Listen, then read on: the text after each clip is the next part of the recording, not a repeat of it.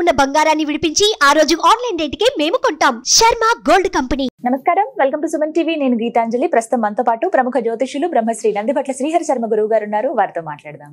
గురుగారు నమస్కారం అండి. వాగర్థావివ సంపృక్తౌ వాగర్థ ప్రతిపత్తయే జగతః పితరౌ వందే పార్వతీ పరమేశ్వరౌ. సదాశివ సమారంభాం శంకరాచార్య మధ్యమాం అస్మదాచార్య పర్యంతం వందే గురు పరంపరాం.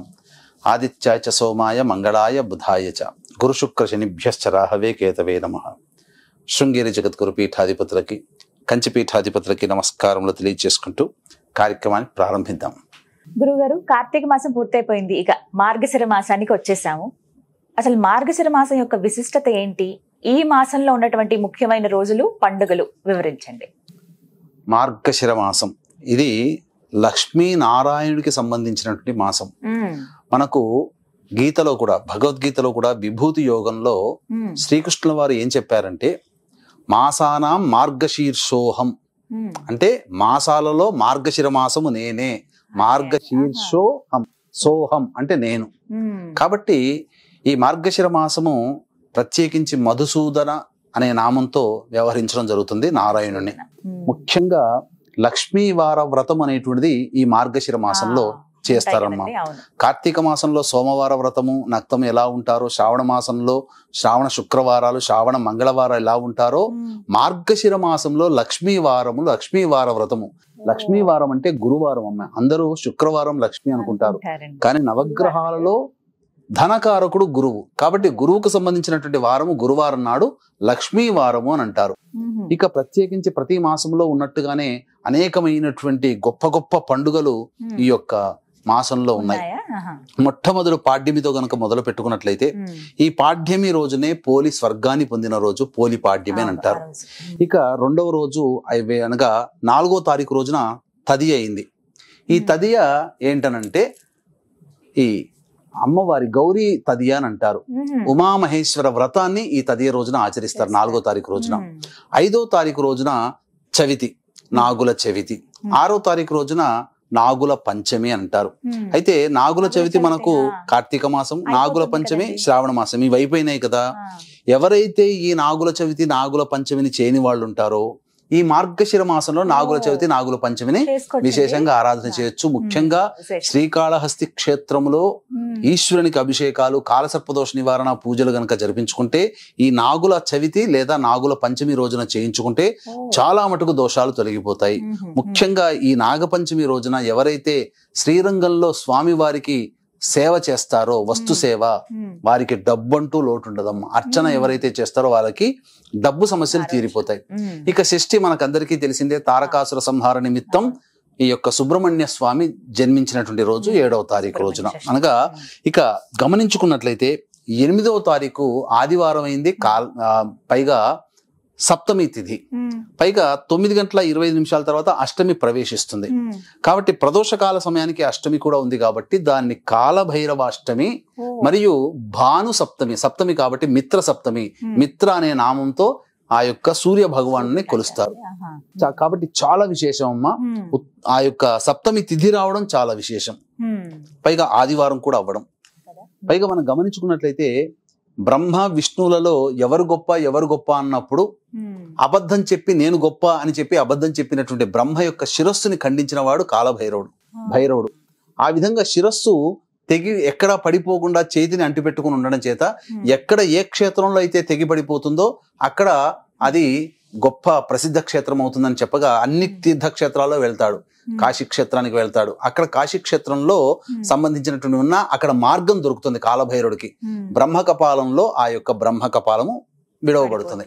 అప్పుడు ఆ కాలభైరవుడు ఈ కాశీ క్షేత్రం నగరపాలకుడుగా నియమింపబడినటువంటి రోజు ఈ మార్గశిర శుద్ధ అష్టమి, కాలభైరవాష్టమి అని అంటారు. కాబట్టి భైరవోపాసన చేసే వాళ్ళకి చాలా గొప్పదైనటువంటిది.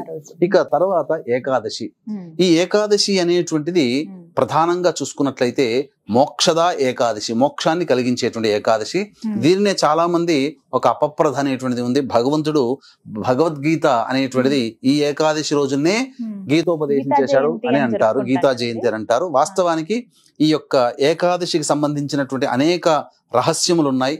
ఏది గీతా జయంతికి సంబంధించిన గీత ఎప్పుడు పుట్టింది, ఎప్పుడు శ్రీకృష్ణుడికి ఉపదేశం చేశాడు అనేటువంటి అన్ని విషయాలు కూడా మనం త్వరలో ఒక మంచి వీడియోలో తెలియజేస్తాం. ఎందుకంటే ప్రజలకి తెలియాలి ఇది గీతా జయంతి ఏకాదశి కాదు, అంతకన్నా ముందు ఏర్పడింది. ద్వాపర యుగం కాలం నాటి ప్రమాణాలని అనుసరించి మనం ఈ యొక్క వివరణ ఇద్దాం ప్రేక్షకులకు, సుమన్ టీవీ ప్రేక్షకులకి. ఇక ఏకాదశి అయిపోయిన తర్వాత ద్వాదశి తిథి. ఈ ద్వాదశి తిథి అనేటువంటిది చాలా పవిత్రమైనటువంటిది.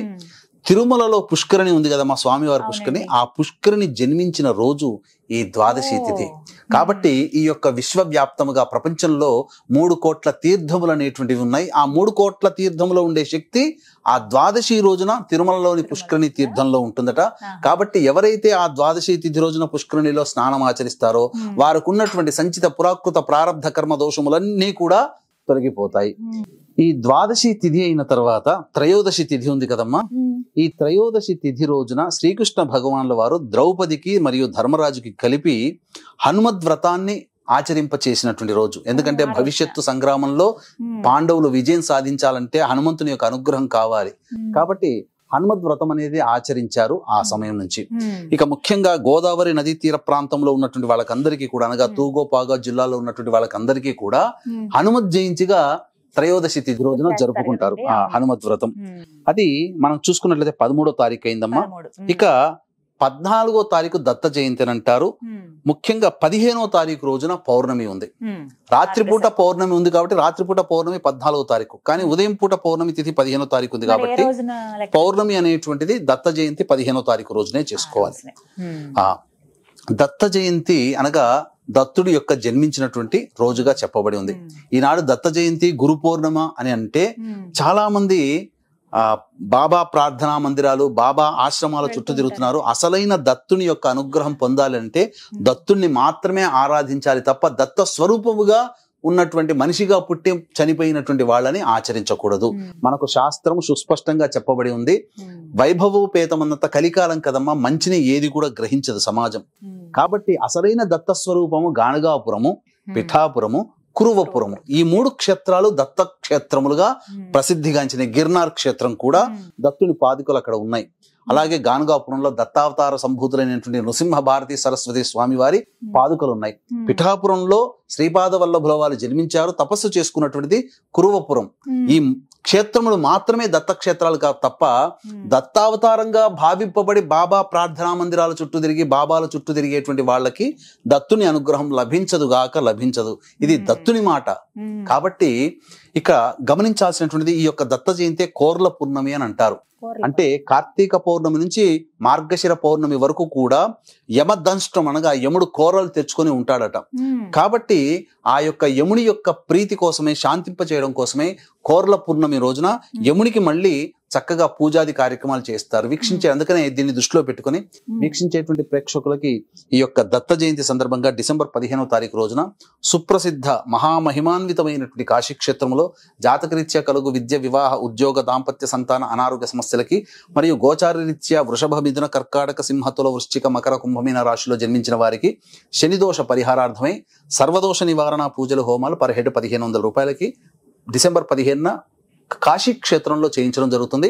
అలాగే అందరికీ యమబాధలు తొలగించడం కోసం ఆ దత్త జయంతి రోజున యమ హోమం కూడా చేయించడం జరుగుతుంది. అనగా నరకలోక ప్రాప్తి, అపమృత్యు భయ దోషాలు కూడా ఈ యొక్క హోమంలో పాల్గొనడం ద్వారా తొలగిపోతాయి.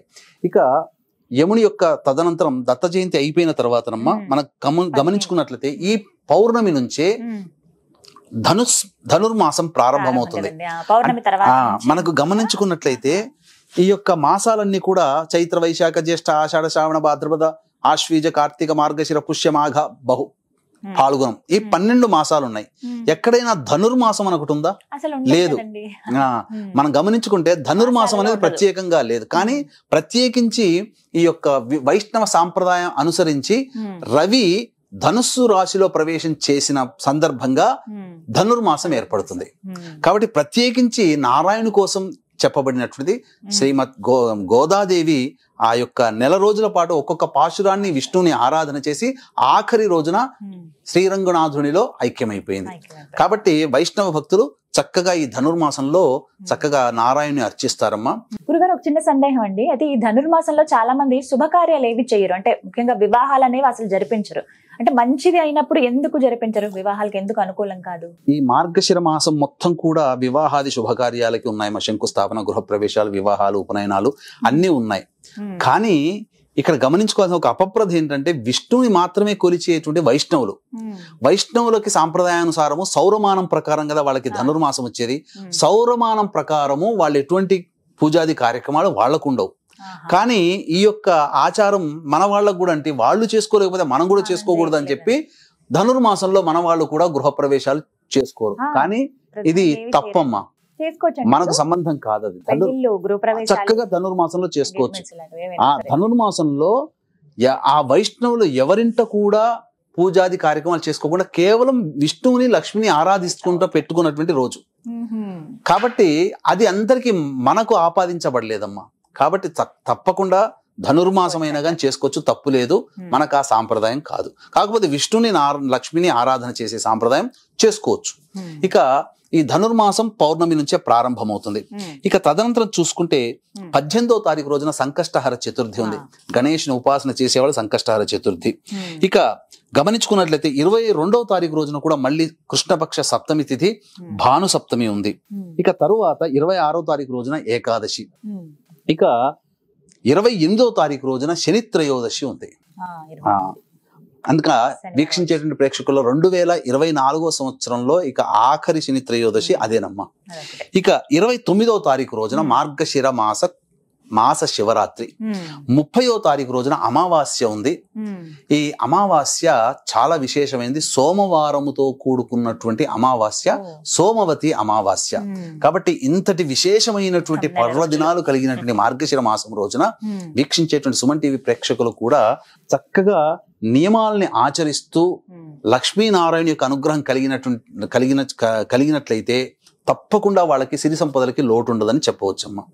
ఎటువంటి నియమాలు పాటించాలి గురుగారు? మరి నియమాల గురించి వస్తే ఈ మార్గశిర మాసంలో ఖచ్చితంగా ఇవి ఆచరించవలసిందే అంటూ ఉన్నాయా, ఆచరించకూడనివి అంటూ ఉన్నాయా? ముఖ్యంగా ఆదివారము సూర్య సమానము కాబట్టి నారాయణుడికి సంబంధించింది కాబట్టి ఆదివారం రోజున, గురువారం లక్ష్మీ వాసరముగా చెప్పబడింది కాబట్టి గురువారం రోజున మద్యపానము, మాంసాహారము, అలాగే స్త్రీ సంభోగము, నూనె రాసుకోవడము కుదరదు. ఉల్లిపాయలు, వెల్లుల్లిలు వర్జించాలి. ఇక ఖచ్చితంగా అవి. ఇక ఈ గురువారం రోజున ప్రత్యేకించి కొన్ని నియమాలు ఉన్నాయి. ఈ లక్ష్మీవారం రోజున మార్గశిర లక్ష్మీవారం రోజున ఎటువంటి నియమాలు పాటించాలి, ముఖ్యంగా ఇల్లాలు ఏ విధంగా చేయాలి, విధి విధానాలు అనేటువంటి విషయాల గురించి మనం మరొక వీడియోలో చర్చించుకుందాం. ముఖ్యంగా వీలైతే గనక ఈ మార్గశిర మాసం అంతా కూడా మాంసాహారం నిషిద్ధం చేయవచ్చు, అలాగే మద్యపానం, లేకపోతే కనీసం ఆదివారం గురువారమైనా. ఇక నెల రోజుల పాటు ప్రదోషకాల సమయంలో సింహద్వారానికి ఇరువైపులా దీపారాధన, లేకపోతే కనీసం గురువారం శుక్రవారం రోజునైనా కానీ చెయ్యాలమ్మా.